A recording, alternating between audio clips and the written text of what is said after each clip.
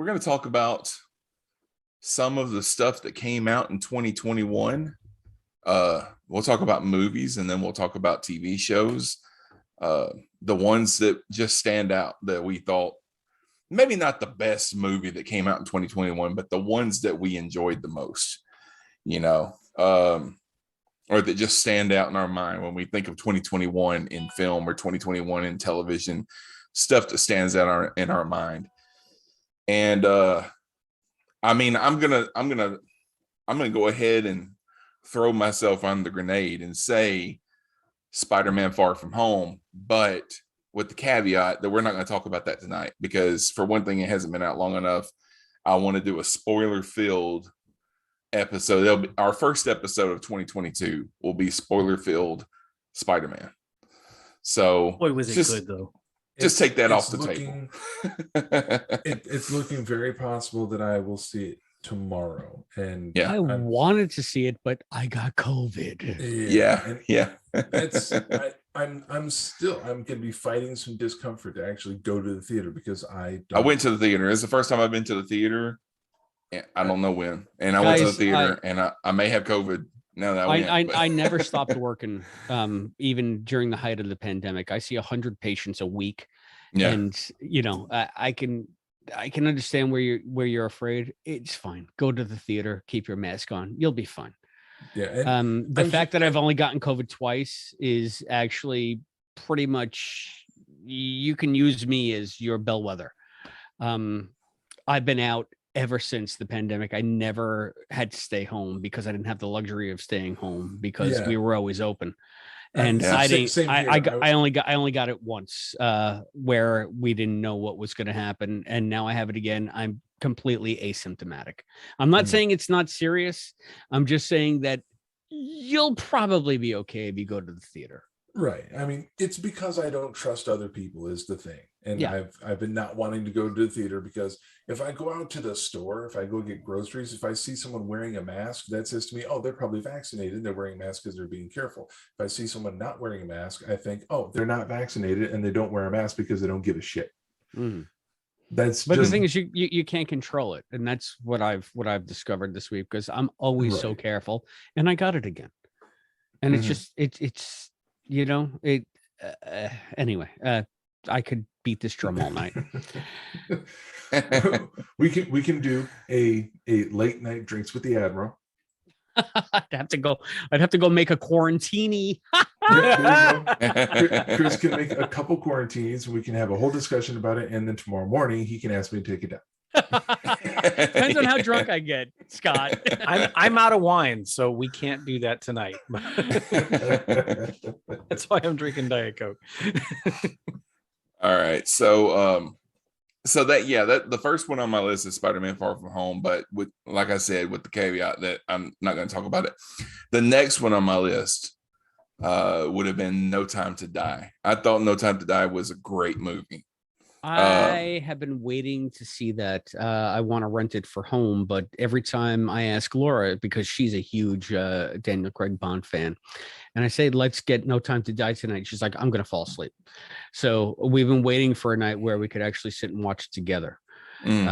So please, no spoilers, but I heard mixed reviews on it. I've heard, okay, so when I watched it, I really enjoyed it. Now, I did listen to a podcast that pointed out some flaws that after I heard them pointed out, I kind of agreed with. Yeah, you're right. That it doesn't really make as much sense as it did when I watched it or whatever.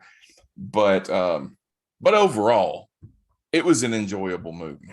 It was a really good movie for them to transition out of this Daniel Craig era version of James Bond and move into something else, later.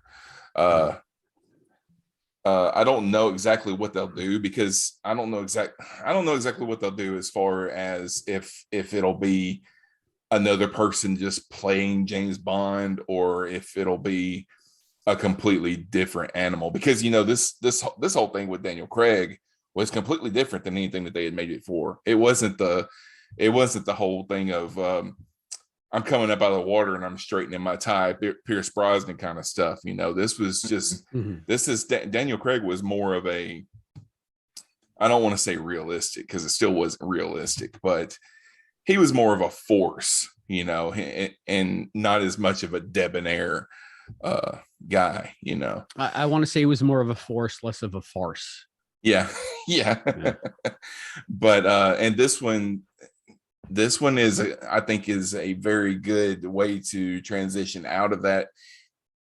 Hopefully they won't go back to what they were doing before, which, I mean, there's plenty of Bond movies that I enjoyed from that era, but hopefully they'll use this opportunity to try something else, you know.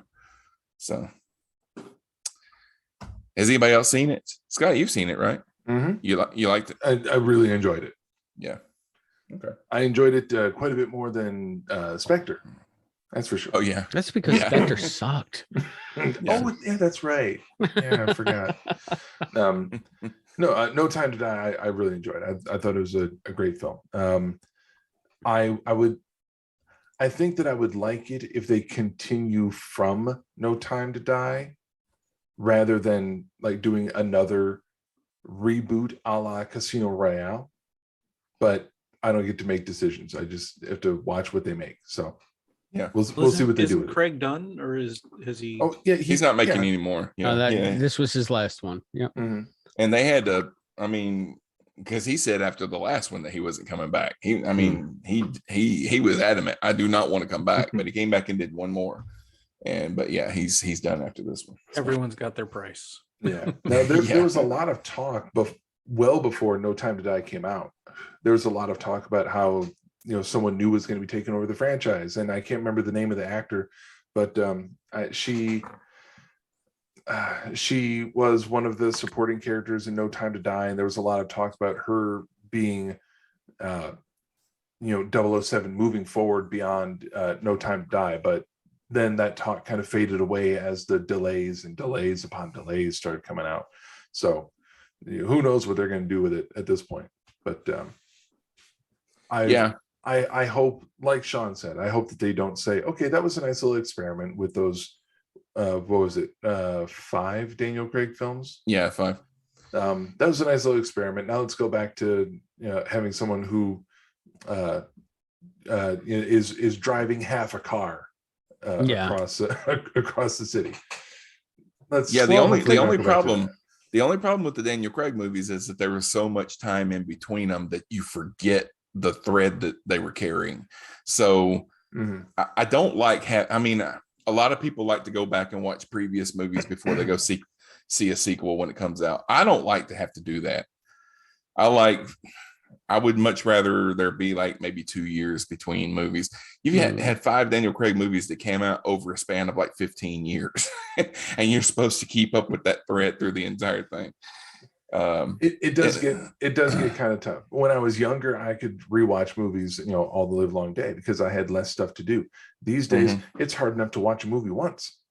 Yeah, I was late to the show that we recorded before this because I decided I have to watch this new Matrix movie. It's happening tonight. It's just the way it is, and my food got delivered late, so I got started watching the movie late.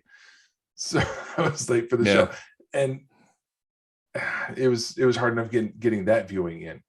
So I guess when I was younger, I used to reread the previous book in a series before I read the next book in the series, just so I could have that continuity. That's the kind of time I used to have, because this was all big fat fantasy, and I'm talking about Wheel of Time basically, but other ones as well, so now, God, if I don't remember anything that happened in Spectre other than the fact that it cemented my disdain for Christoph Waltz.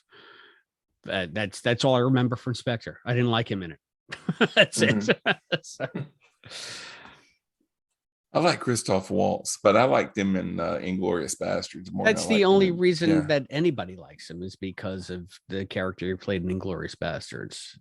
That's the way I feel about it. I'm still waiting for the person that says, I like Christoph Waltz because of his role in Alita Battle Angel. I love I haven't Alita seen Battle that, Angel. so I actually haven't seen the movie, and he might be fine. He might be fine in it, but that's not the movie that people are going to cite when they But say why they're- if John were here, I think he might be the one. Who is he in Alita? Or you haven't seen it, so you don't know. I haven't seen it. I just know he was in it. I loved Alita. I'm one of 6 people in the country that love that movie. So. But, Alita I may love it. I wasn't just that haven't Rom's seen it wife, Alita? If you play Star Trek Online, she is an admiral in the Mirror Universe. She's an admiral in the Terran Empire from the Mirror Universe. Admiral Dabo?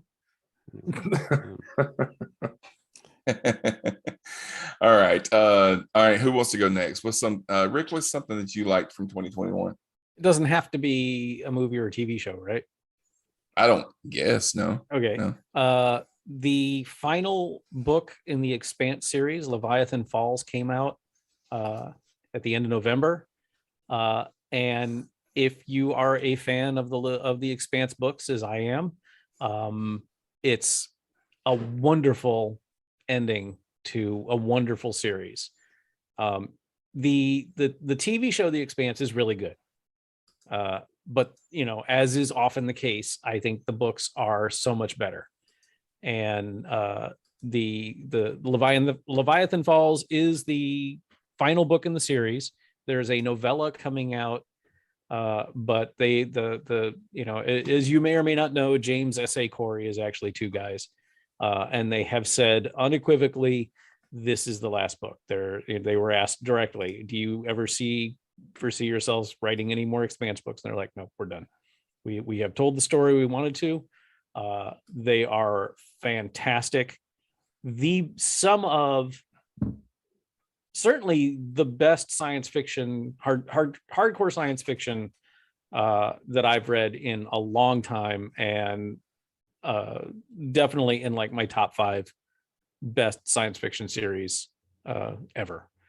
So I cannot recommend John it. says this season is the final season of The Expanse. The TV show, So, yeah, but the TV yeah. show is not. They're ending. I think this is their 6th season. It's only like the 4th book or something, like 4th or 5th book. Whereas Leviathan Falls is the 9th. There's a lot more that the TV show isn't going into. Yeah. Okay. Chris, what about you? Well, I know that you wanted to start with movies, but the only movie I saw in the theater this year was Black Widow. Well, it doesn't have to be in the theater. It's just I thought it was fine. As far as movies go, I saw a nice little movie on Amazon. It was that or Netflix. I think it was Amazon though. It was called The Map of Tiny Perfect Things. I don't know if I've discussed it on the show before. I haven't heard of it. It was basically like a Groundhog's Day premise where a guy keeps living the same day over and over and over again. But in the middle of the movie, they have a twist where he meets a girl who is also living the same day over and over again. And instead of just doing, I don't know, the usual Groundhog Day trope of as the movie progresses, they lose the premise where people don't know them. Like it's always like at the end of these movies, it's like people are too familiar with them because you as the viewer are. I've discussed this with Discovery. It's a failing of the trope, but they did something different with this one, and it was actually pretty cool. So it's got a neat twist in the middle, and then the ending is really good. So if you can find it, I don't remember it was on Netflix or Amazon, probably Amazon, called A Map of Tiny Perfect Things. I would recommend that. And the other big thing for me this year was I got to go back to the opera, and I got to see Turandot, which is one of the sort of Chestnuts, the Zeffirelli production of Turandot. And Turandot has the aria Nessun Dorma, which everybody knows. Nessun Dorma, Nessun Dorma. If you've seen Mission Impossible 5, you know Nessun Dorma. But those are my 2 standouts for like theater / cinema this year. Black Widow was fine. it was nice to get back to the movie. I like seeing, Natasha, and I like Scarlett Johansson as the character. But as far as like Marvel movies go, it was okay. It was, it was on the same level as, say, the first Ant-Man, I think, which is, it's fine. It's good. If I was going to go back to the theater, I wanted to see No Time to Die, but I don't think that's going to happen. I want to see Spider-Man No Way Home. I don't know if that's going to happen. I'm so intrigued to see it, though, because if they bring back, even as a cameo, my Spider-Man, I feel like Tobey Maguire. I know that they bring back Doc Ock. I don't know if Tobey comes in. No spoilers, please. But I know it's like a multiverse thing. So I'm really excited to see how they play that out. And I did rent Spider-Man Into the Multiverse, which was the animated Into the Spider-Verse, yeah. Into the Spider-Verse, whatever it was, with Miles Morales. And I thought that was fantastic. Yeah, So, they got a sequel to that coming out next year. Yeah. So, I know I'm sort of all over the place, but I mean, that literally was like, as far as movies, like everything that I can think of this year, starting from last January when I first had COVID and what I watched to this point, it's all TV stuff. It's all streaming TV stuff. Just because that's the nature of the society we're in right now. It's very tough to see stuff in the theater. So, yeah. What about you, Scott? Well, I brought up my my Plex library to see, and I sorted everything by year of production, and I'm surprised by how much 2021 stuff I actually have in here that I've seen. So I just to do a bit of a shotgun approach to some of the things that I've watched. I think it was an Amazon original, Without Remorse. It's a adaptation of a Tom Clancy work with Michael B. Jordan. It was okay. Yeah, I've seen that. Yeah. A science fiction anthology called Warning. It's, I think I talked about this a little bit on the show before. It's kind of like Black Mirror, but some tangentially connected short stories that kind of are existing parallel to each other. A nice little diversion. Venom, Let There Be Carnage. I watched that some weeks ago. Yeah, I saw that 2 weeks ago. Yeah. Okay. I realized that I enjoyed it. I didn't know it had already come one, out when I posted on Facebook the other day about not really looking forward to the next Venom movie. I didn't realize it was already out. Yeah. It came out last summer. I think it came out back in the summer.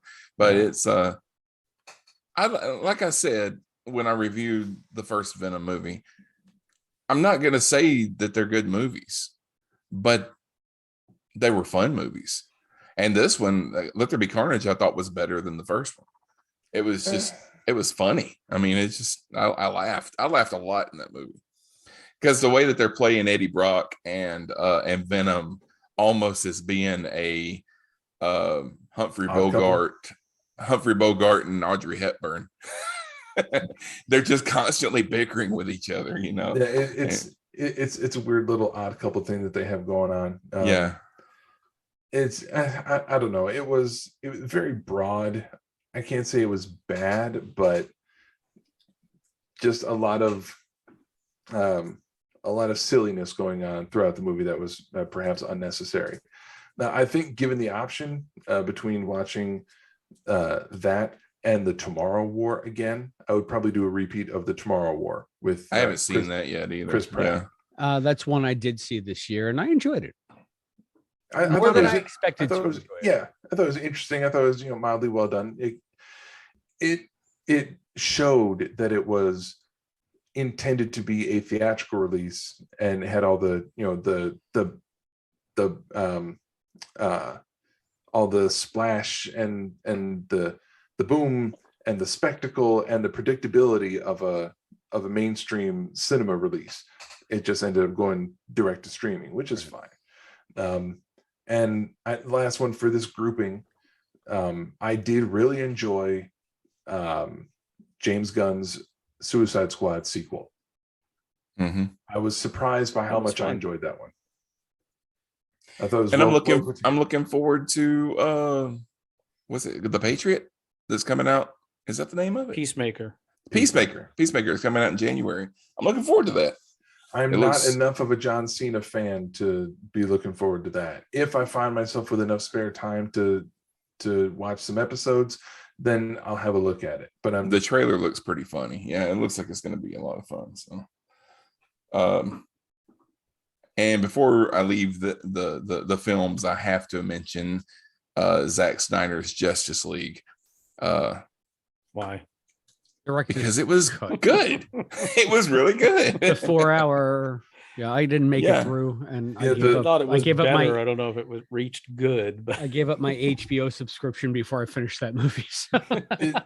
it was absolutely better than the theatrical release. Yeah, 10 times better. I'll definitely say that. Yeah. Okay, so as far as television shows that I enjoyed, I have to mention Only Murders in the Building. I really enjoyed that series with Steve Martin, Martin Short, and Selena Gomez. It was a good show. I mean, it's Steve Martin and Martin Short, they're what they always are, but they're set in this apartment building in New York. There was a murder there. And they start to try to solve the murder, but as they're solving the murder, they start to do a murder podcast about solving that murder, So it's, I don't know if you guys ever listen to any true crime podcasts, but most of the time, the crime has been solved before they do the podcast. They're doing a podcast about an ongoing crime. So every time they uncover a clue, they do an episode. And then if that clue turns out to be nothing, then they have to do an episode saying that clue turned out to be nothing.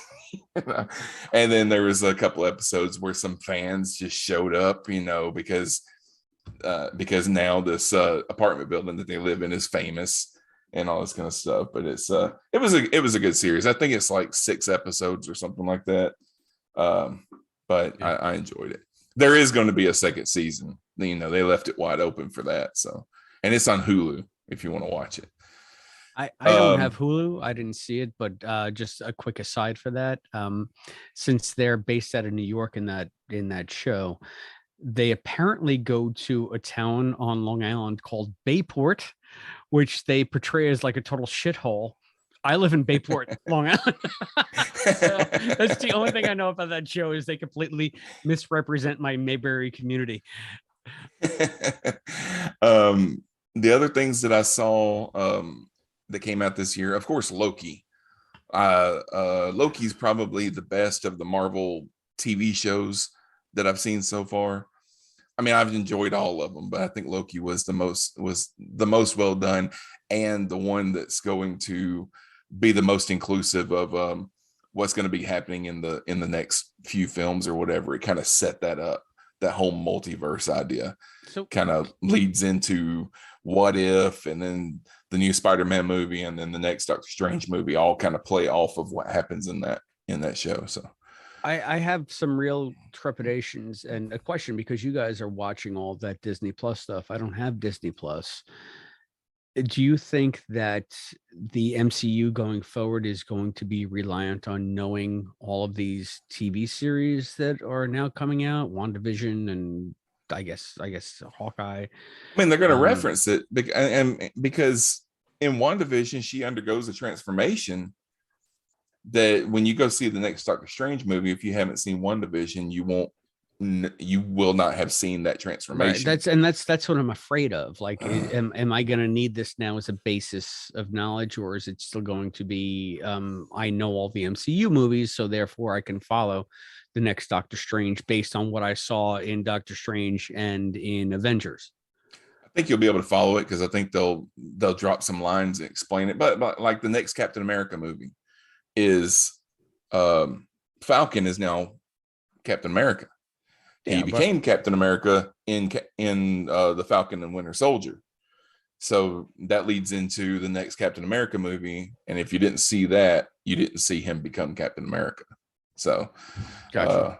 That's the thing. And then like Hawkeye is basically a sequel to Black Widow. Really? Black Widow leads right into Hawkeye. In a sense. I mean, in a sense, yeah. We'll say a subplot of the Hawkeye season spins out from Black Widow, and another much smaller subplot, sort of, kind of, a little bit, maybe in a way, spins out from Netflix Daredevil. Yeah. But to reference what you said, Chris, I don't know if they're going to be reliant on it, but they're going to be referencing it. I saw the teaser trailer for the new Doctor Strange movie, and one line specifically references events from WandaVision in the trailer for the new Doctor Strange movie. Well, I feel like the only transformation that I just gleaned from seeing like stills is the fact that she is now basically looking like Scarlet Witch from the comics. Well, it was I think she's actually called Scarlet Witch now. But she's got like that weird M mask and whatever it is that she does in the comics. So it doesn't hurt to have seen the show. I was one of the people kind of going WTF about WandaVision at the beginning, but by the end of it won me over. And there's excuse me, sorry, there are any number of YouTube channels that can bring you up to speed without you having to worry about watching the shows, because what you need to know from WandaVision is like 10 minutes at the end of the last episode. So it doesn't necessarily, the events of the show lead up to a point where something happens that will probably come into play in the new Doctor Strange movie, but you don't need anything except for that particular point. So I'm sure you can find the information online without watching the whole show and another subscription and stuff. Yeah, I'm sorry to derail. Where's the fun in that? Where's the fun in that? Well, if you don't subscribe to Disney Plus and you don't have a kid who's going to watch the hell out of it. Oh, I'm watching the hell out of it because you got every time a Marvel show ends, 2 weeks later there's a new one starting, and now we've got the Book of Boba Fett starting this week. You know, so there's your Star Wars. Also, Midnight Mass was a show that was on Netflix this year that I really enjoyed. If you like vampire stuff, it's one of these vampire shows that they don't actually say the word vampire in it, but they're vampires. And of course Squid Game. I really enjoyed Squid Game. And there is a show called Evil that was coming on CBS. They moved it to Paramount Plus this year. It didn't come out in 2021, but it got moved to Paramount Plus in 2021, and it kind of got better once it went to Paramount Plus. I think it really got better because they didn't have to hold back for network stuff. But I really enjoy that show. It's kind of like so what's the guy that played Luke Cage? What's his name? Mike Coulter. Yeah. So he works for the Catholic Church, and it's kind of like X-Files, but instead of aliens, it's like demons and stuff. So they're the ones that go and investigate when somebody says, hey, there's been a miracle. Well, the Catholic Church has to go and investigate, and it has to meet all this criteria before they can call it a miracle. And so they're the ones that go in and investigate this stuff, You see like two brothers in an Impala somewhere in the background doing their own thing. So what about you guys? What have you guys want to mention any TV shows? That's pretty much all I watched any. Yeah. Okay. Chris, go ahead. I'm going to say the most compelling TV show I saw this year was an Amazon original called Them. And it was about a black family that moves into a white neighborhood, and it had Allison Pill. And that's the only actor that I can remember from it, like by name. But it was just an amazing, like, it was so varied and so dense, and everything about it was really compelling. And I loved where the series ended, because the black family that they portray in the series, not only are they dealing with all the external shit of racism and trying to make it in white America, but there's also a whole subtext of baggage that they carry from their own heritage that they have to overcome. And this is not really a spoiler, but the funny thing is where the series ends, it's like they almost are able to let that go. And then, okay, so now we're done with our own inner demons. They end up on the front lawn of their house facing like all of the racism and intolerance that they have to face going forward. Mhm. So it's like it was so compelling and so well acted and everything about it.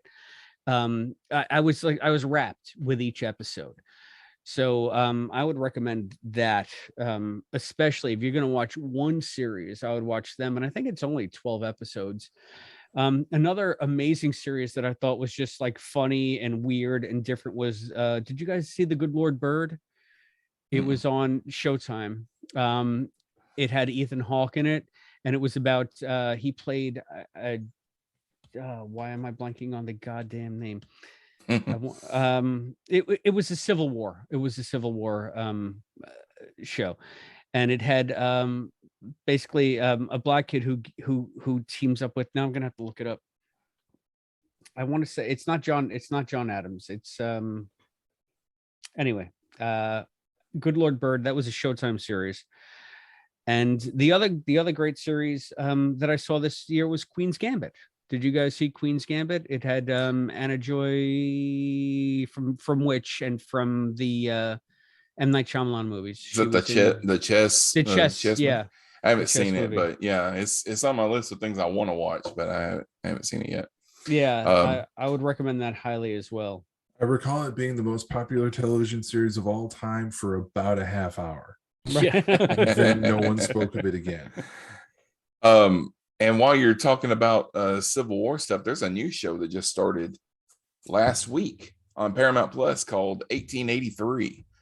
That is it's a spinoff. It's a prequel to the show Yellowstone, but you don't really have to have seen Yellowstone to watch this. It's just Kevin Costner is on Yellowstone, and 1883 is about his great grandfather and kind of how he got to the Yellowstone Ranch and started it and everything. It takes place in 1883, which is why it's titled that.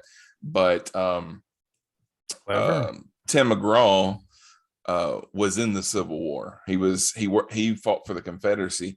Sam Elliott fought for the Union, and now they're kind of working together. 19 years later, Tim McGraw's character was captured and placed in prison. It was funny because they've only released 2 episodes so far. I think the new one comes out today. The opening scene of the second episode, Tim McGraw is captured, and the guy that captures him is Tom Hanks, and Tom Hanks only has one line of one word. He just rides up next to him and says, "Captain." And it's like, they got Tom Hanks just to do that. So where can I see Yellowstone? You can see Yellowstone you can see it on the Paramount Network when it airs. Okay, but it's not on Paramount Plus yet. No, it's not on Paramount Plus. Okay. You can watch the first 3 seasons, I think, on Peacock, and I think they let you watch it for free. I don't think you have to subscribe. Oh, we have Peacock because Laura likes to watch Below Decks. So. Yeah, so I think you can see the first 3 seasons on there. Season 4 is what's airing now, so you can see it on the Paramount Network. Yeah, I found a description of Good Lord Bird based on the award-winning novel by author James McBride. The Good Lord Bird is told from the perspective of Henry Little Onion Shackelford, a newly freed teenager who joins abolitionist John Brown, played by Ethan Hawke. He was amazing in it. On a holy crusade to end slavery, Onion encounters Frederick Douglass and Harriet Tubman, and he finds himself as part of the famous 1859 raid on Harper's Ferry. The series is like, it's like historical fiction, but it is so quirky and so just funny in many ways. The kid who plays Onion, it's a guy pretending to be a woman, and everybody seems to buy him as a woman. And just watch it. It's nothing you would expect from a historical docudrama about slavery. It's like a breath of fresh air. So yeah, I would highly recommend that. Okay. John says he recommends Old Guard, Mitchell's versus the Machines. That is a good movie. I recommend that too. Old Guard came out this year. Yeah. I think Yeah, early in the year, I believe. Okay. I think so. That's a damn good movie. Shang-Chi and Tons of fun. Shang-Chi, excuse me. Shang-Chi. Reyes and the Last Dragon. Really good too. So and both of them have Aquafina in them. Yeah. Aquafina is the voice of the Last Dragon, and she's in Shang-Chi. And I just checked my Plex library. Old Guard is listed as 2020, but I suppose it's possible it was made in 2020. It wasn't released until 2021. I'm not sure. There is talk of a sequel. They haven't started working on it yet. What is Old Guard? Charlize Theron plays an immortal, like guardian sort of character, and she's got a group of other immortals, and they do immortal stuff, and it's just lots of action and killing. They've been around for hundreds, sometimes thousands of years, and they try to do good where they can. Defend people who need defending, and put right what once went wrong. Hoping they've been alive forever, and they wrote the very first song.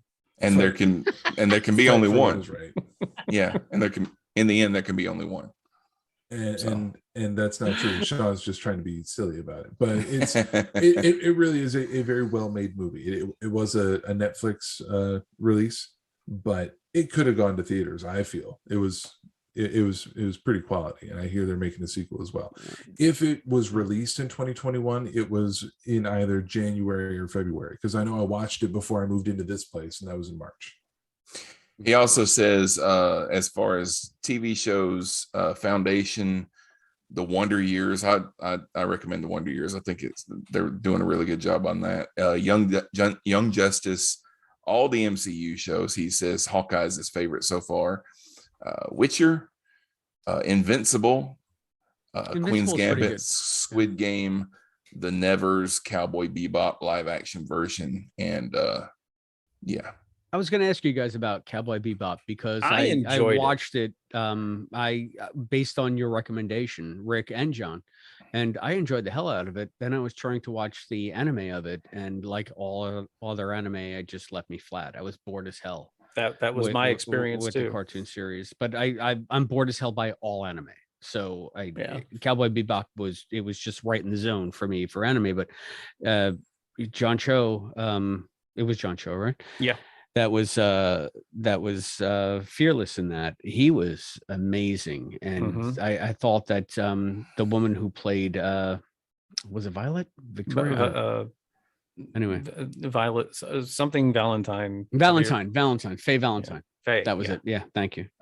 She was great too. So I really enjoyed the live action series. I would highly recommend that to anybody. Just like you said, Rick, I think what made me go over to actually check it out was you said it was a straight sci-fi with all the sensibilities of like 70s blaxploitation.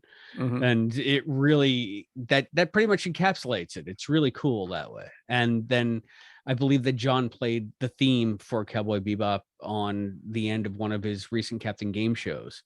I was like, what is this song? This song is fucking amazing. And that turned out just to be the theme for both the anime and for the live action. So yeah. Highly recommend if you haven't. Yeah, John says to tell you that not everything is Quantum Leap. Everything is Quantum Leap.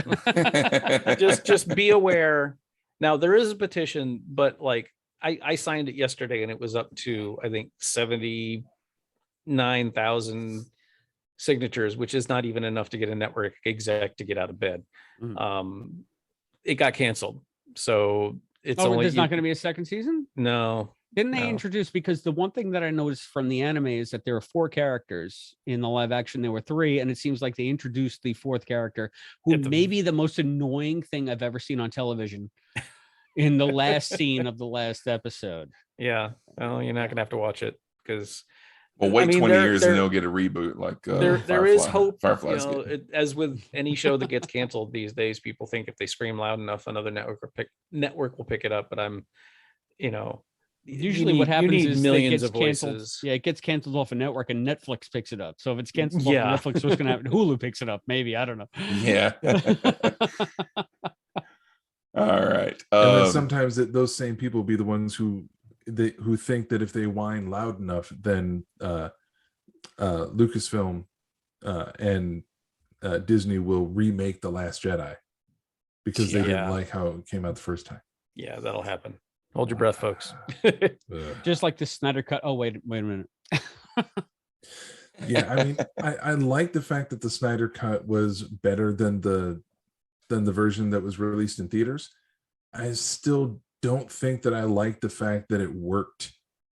That so many people complained so much that they finally went back and made the Well, I original think version. there was only one voice that really mattered, and that was Snyder whining and going, he's got enough clout to make it happen.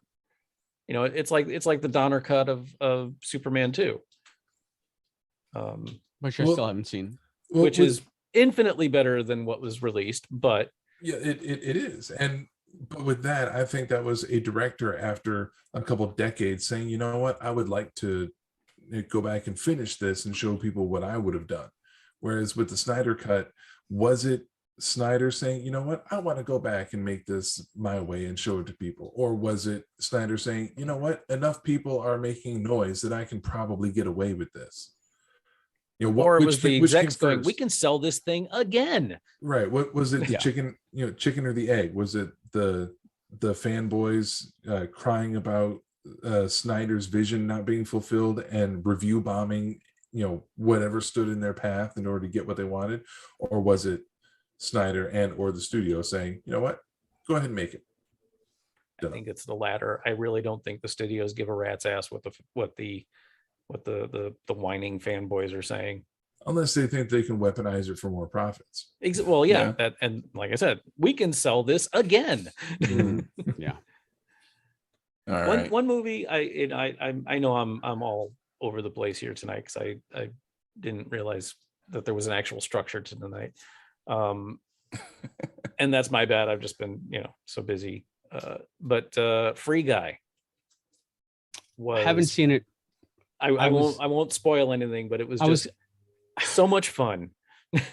I was gonna buy it, like to rent it to buy it, because I saw the preview for it and I thought it looked terrific. But then I saw Red Notice and I realized that maybe the shtick's wearing a little thin. And then you guys saw it and you said that it's basically Deadpool light, which is everything that he's been doing since Deadpool. So I don't know if I want to spend money on it now. I feel like when it's free, I'll watch it. When it's free guy. Yeah, Free guy. I can't. Usually I love Ryan I'm the Reynolds. first. He's a delight, but I'm he's usually Ryan the Reynolds first in person to everything get now. really sick of it when a comedian falls into a rut. It pains me how I won't watch a Will Ferrell movie anymore because I used to love him, but then he just started doing the same things over and over and over again. I have not grown tired of Ryan Reynolds yet. And yes, Free Guy is Ryan Reynolds at his Ryan Reynoldsist. But okay, let me ask you this. Do you play any MMOs? I do not. Then don't put any money in the movie. Wait till it's free. Okay. I mean, if you're kind of getting off the Ryan Reynolds train and you don't play online and you're not an online gamer, then wait for it to be free. Yeah, but the thing is, I listen to a lot of D&D podcasts. I know like long form storytelling. I know what NPCs are, and I realize that this is basically like an NPC becoming self-aware. That's what intrigued me about it. But if it's just more Ryan Reynolds shtick, it is, and a lot of in jokes. There's even stuff like the some of my students were like, do you watch a lot of YouTubers talking about video games? Like, no. And they're like, well, then you're not going to get a lot of this. but there was still enough because I've been playing MMOs for, a decade now. It's more video game than RPG kind of stuff. Okay. So I'm not saying you won't enjoy it. I'm just saying probably not something you're going to want to go out of your way for. I almost watched Free Guy like sometime within the last week. But at the last minute, I decided I was more interested in finally watching the series finale of the reimagined Battlestar Galactica, so I could say that I finished this rewatch. Okay. So I finally got through that. Oddly enough, I enjoyed the series finale more the second time. Now, can I we enjoyed talk it about more than the first time I watched it. And I did not enjoy the conclusion of Dean Stockwell's character. Well, I mean, but he had the coward's death, and that was fitting with the character. So now can we talk about stuff that was disappointing? well, I mean, Yes, I was about to close things out, but I don't it's think that midnight. I didn't even get into TV shows at all. I didn't even finish movies, but that's right. I got too many movies on here. I got a couple TV shows as well. And Rick, we didn't. Oh wait. Rick is asking if we can talk about disappointments, and I was just about to say, but we haven't talked about Matrix Resurrections yet. But now I'm putting two and two together. I get it. Well, Chris, have you watched Matrix? Have you watched? No, I mean, I Okay. saw the first Matrix movie and I was done. I'm not a Matrix fan, so you spoil away. I don't care. There's no need to spoil. It was just the first hour was tons of fun. Then it got tedious, and then it became fan fiction, and then it fell apart. And I think if it was an hour shorter, it might have been really good, but It was pretty long. it's 2.5 hours long. I did. Oh, start to doze I knew off. when they announced that they were going to make it. I knew it was going to be long. They're not going to come back after 20 years and make a 90-minute movie. I did start to doze off somewhere in the middle, and I was kind of in and out. It was very disjointed. I didn't necessarily understand what was going on, but I was awake for the last solid 30-40 minutes of it. I realized I don't feel like I missed a whole lot. And if I went back and saw it, I probably wouldn't understand it much more than I understand it right now. So let's just watch. And one of my big takeaways from Matrix Resurrections is that I preferred how they filmed the fight sequences in the original trilogy versus how they did it in this one. Because they were coming at it from a kung fu movie mindset. They wanted that aesthetic, that feel, when they made the original trilogy.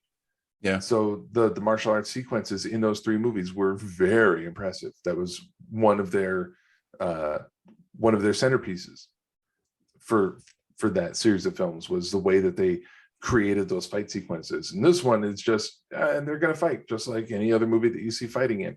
We're not going to necessarily zero in on the martial arts and show you how impressive it is. We're not putting that much and I effort really into thought that they would have hung a lantern on the fight choreography more, because of the fact that the special effects that made the first Matrix special has been done so many times since then that there's no way that they could follow that up now and make something revolutionary, especially if you're going to release it on HBO and not, well, I mean, it's in theaters too, but if it's on HBO, I'm going to watch it on HBO. Mm-hmm. Right. I would have been furious if I had paid to see it. Yeah. So if they had, I really thought that since I knew that they weren't going to do a lot of bullet time kind of stuff, that they would be more invested in the fight choreography than they were. I did not, the one thing that I did not like was that Morpheus, for one thing, that made him a program that couldn't come out of the Matrix, and he was but he could come out as programmable matter, and I didn't like that. Yeah. that it was very almost Terminator 2 like, where he's like spilling all over the place, but he's not liquid. He's like these little pieces that would roll all over the place. But like I said, it just fell apart at the end. It just and something that's very telling is that only one of the Wachowskis actually worked on the movie. Mm-hmm. So and she didn't even write it. She just directed it. The rest of the writing, there's like 2 or 3 writing credits, and then the Wachowskis are listed in the based on their characters sort of thing, so it really looks like she wanted to do this one. She wanted to do this movie, and everybody else was like, no. And they're like, well, we're doing it anyway. And it just, I will give credit where it's due. Keanu actually got to act a little bit in this one and showed that he could do more than just, whoa. But it wasn't a whole lot. It was only a couple of minutes, and then it was done. And then he went back to just being sullen. John said it looked more like a Bourne movie, and they went for gritty and not stylish guns over kung fu. Yeah. Mm-hmm. So it just if you've got HBO Max already or whatever it's on, and you're a completist, it's not a bad way to spend 2.5 hours. Maybe get drunk first or something, but don't expect it to be anything more than it is, which is just bad pandering. I mean, Ghostbusters was pandering, but in a really fun way. I didn't even mention Ghostbusters. Why was it Ghostbusters on my list? Oh, I don't know. Because we already talked about it, didn't we? Yeah, but did, yeah. All right. Not this show. Today. Yeah. All right. I have a distinct memory of folding laundry and listening to you guys talk about Ghostbusters. So I'm sure it was on a previous episode of Cosmic Potato. Yeah. I didn't do a full episode. I like to, some of the movies like that, I like to do a full episode where we do the spoilers and everything, but I only want to do that if everybody on the panel has seen the movie. Mm-hmm. And a lot of times, somebody will be like Chris and say, I haven't seen it yet. So, so you can't do thanks, that. Chris. I told you could spoil it all you want. I mean, I don't give a crap about the Matrix. I mean, no, but we will come back in January and do a full on review of Spider-Man No Way Home. That'll give people more of an opportunity to see the movie between now and then, and give everybody on the panel time to see it too. So. And maybe give me a chance to see it. Let me just say this about the movie, and this is not a spoiler because it's pretty well. I mean, everything's dealing with multiverse now in Marvel. They're doing it in a way that's not pissing me off, and you know how much I hate multiverse crap. They're actually doing it well, and so all right, for what that's worth. Right. So our episode is drawing to a close, and I want to remind you that you can find us over on patreon.com/infinitepotato. We post early access to episodes. We do monthly film viewings that you can watch along with us and listen to us make fun of it. In December, we did Santa Claus Conquers the Martians, and that was a lot of fun. I'm not sure what we'll do for January, but we'll be doing that in the next couple of weeks, I'm sure. You can support us for as little as $3 a month. For a little bit more, you can be a producer. And you'll have your name mentioned on the show, like Bullet Bengal, Jeff Hughes, Dale Goodall, Brandon Ushio, and Tom Corcoran. All right. Or if you have kids, you can be a reproducer. Rick, thank you for being here. You want to let everybody know where they can find you? You can find me, I don't know, somewhere on the network, probably like hiding underneath the laundry or something. Okay. All right. Scott, what about you? You can often find me, well, I don't know about often, but you can sometimes find me on this show while I wait for staffing shortages at work to get fixed, and then I can start appearing more often like I used to. Also occasionally on that Star Trek podcast, every once in a while on Captain Game Show, and outside of podcasting, you can see some of my graphic artwork as part of my side business. Find me on Twitter at PlanetRise, or visit my website, www.planetrise.com. Bless you. Bless you again. If anyone is interested as far as the graphic artwork goes, go find me on Twitter at Planet Rise and check out the 3rd annual Star Trek Advent Calendar project, where I put out 1 image per day. Just wrapped up yesterday as of this recording. So the entire 2021 project is complete and able to be viewed on Twitter. Eventually, it'll go up on my website probably sometime next month. All right. Chris, where can we find you? You can find me watching the actual 4 shows that I watched the most this year, which I didn't mention: Enterprise, Big Mouth on Netflix, Schitt's Creek on Netflix, and The Great British Bake Off on Netflix. I also sometimes host the Quantum Leap podcast, quantumleappodcast.com. And if you want to know how to find us, just stick around and we'll let you know at the end of the show. Thank you all for joining us for this episode. Be sure to join us next time for Cosmic Potato, the Super Fan Talk podcast, when you might hear John say, Rick likes butt stuff. Like with 1 T. He's very contradictory.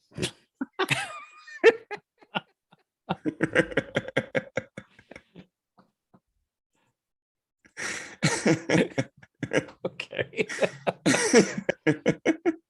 And Rick's like, get out of my browser history.